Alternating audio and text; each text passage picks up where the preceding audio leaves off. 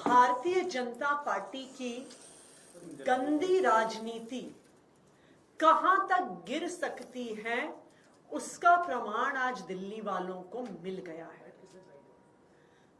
आम आदमी पार्टी के मुखिया, दिल्ली के बेटे अरविंद केजरीवाल जी की विकासपुरी की पदयात्रा में भारतीय जनता पार्टी के गुंडों ने अरविंद केजरीवाल जी पर हमला किया। भारतीय जनता पार्टी को पता है कि वो अरविंद केजरीवाल जी को, आम आदमी पार्टी को चुनाव में हरा नहीं सकती, इसलिए वो इस गंदी राजनीति पर उतरकर अरविंद केजरीवाल जी पर हमला करना चाहते हैं, उनकी जान लेना चाहते हैं। पिछले 2 साल से भारतीय जनता पार्टी ने अरविंद केजरीवाल जी को परेशान करने में कोई कसर नहीं छोड़ी। उन पर झूठे केस लगाए, उन झूठे केस में गिरफ्तार किया।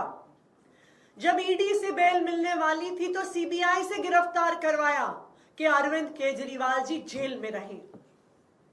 जब अरविंद केजरीवाल जी जेल में थे, याद कीजिए, एक 30 साल के डायबिटीज के मरीज को भारतीय जनता पार्टी ने इंसुलिन देने से मना कर दिया था।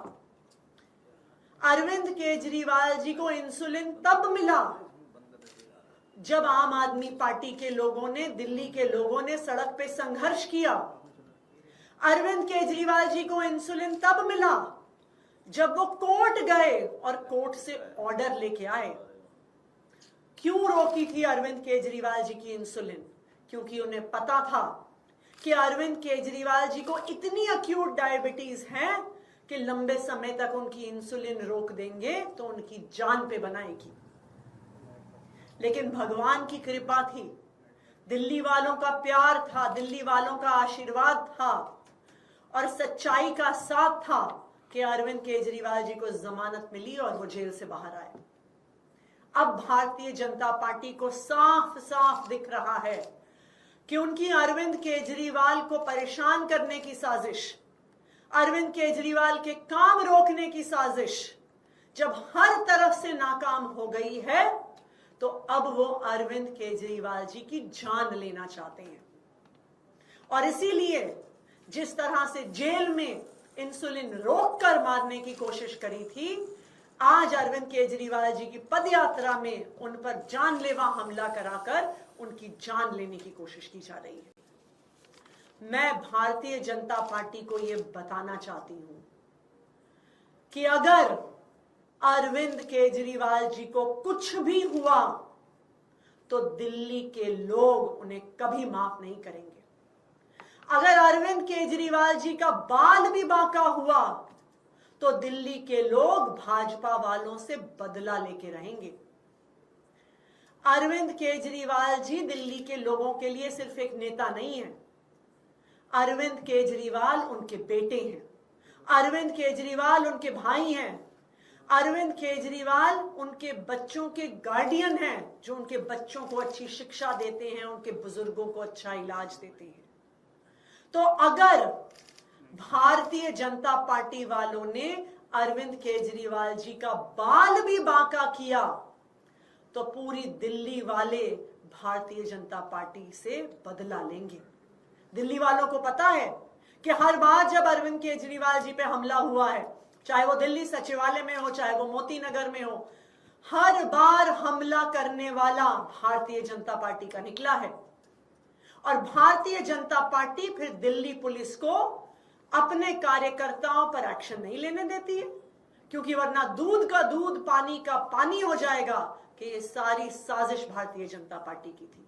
आज भी जब हमलावर पर जांच होगी, दिल्ली पुलिस की भी जांच में यही निकल कर आएगा कि हमला करने वाला भारतीय जनता पार्टी का वर्कर था।